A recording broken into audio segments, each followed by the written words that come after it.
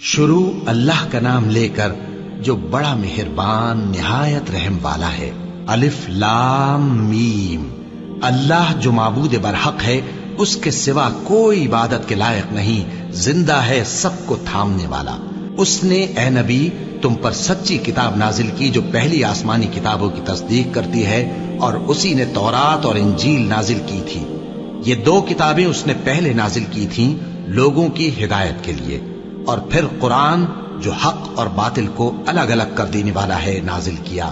جو لوگ اللہ کی آیتوں کا انکار کرتے ہیں ان کو سخت عذاب ہوگا، اور اللہ زبردست ہے، بدلہ لینے والا ہے۔